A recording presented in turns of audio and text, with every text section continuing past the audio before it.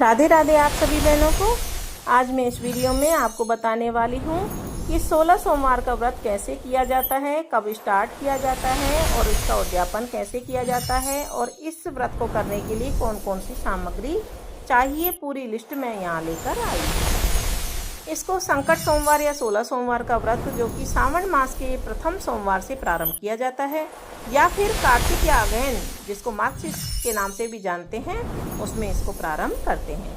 श्रावण मास में सोमवार व्रत अधिक से अधिक लोग करते हैं, अतः श्रावण मास ही सोमवार व्रत करने का उत्तम महीना माना गया है।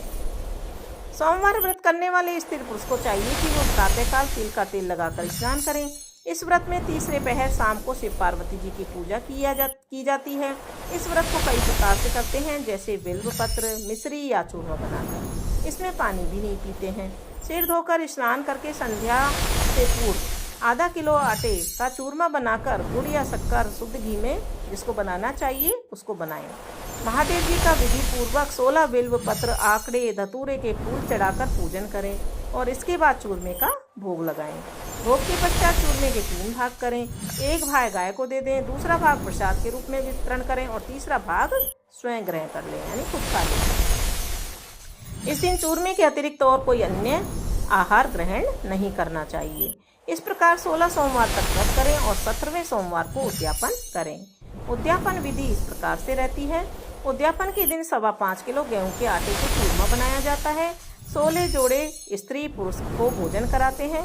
भोजन में श्रद्धा अनुसार पकवान बनाएं और इस चूरमे का प्रसाद भी सबको बांट दें। ऊपर बताए अनुसार चूरमे के 3 भाग करें। एक भाग गाय को, शेष 2 को प्रसाद में वितरण करें और स्वयं भी इसे भोजन के रूप में ग्रहण करें। आप अन्य प्रकार का भोजन ग्रहण नहीं करें।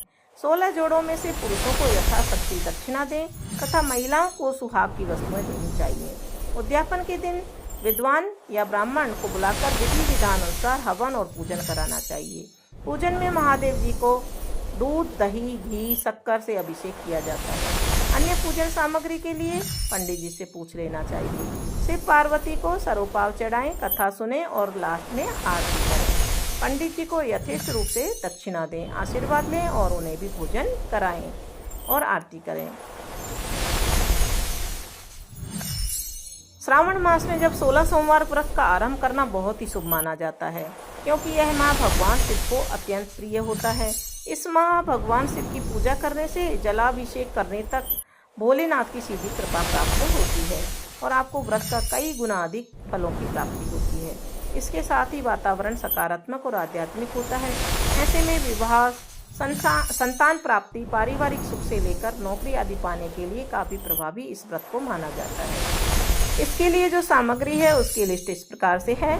कलश, सफ़ेद या लाल कपड़ा, चौकी, नारियल, पूजा की थाली, जलपात्र, शिवलिंग और शिव पार्वती की तस्वीरें, आरती की थाली, फूल, पंचामृत, पंजीरी, मीठी पूरी, बेलपत्र, 5 किस्म के फल, घी का अखंड दीपक, आम और पान के पत्ते, सुपारी, हल्दी, कुमकुम, अक्षत, सफ़ेद चंदन, मोली, जमीन, अगरबत्ती, गंगाजल, इत्र और इच्छानुसार दक्षिणा, धतूरा, आक का फूल, गन्ना और 16 सोमवार व्रत की कथा की किताब, ये सारी सामग्री अपने पास में होनी चाहिए, जिसके द्वारा ये पूजा पूरी हो जाती है।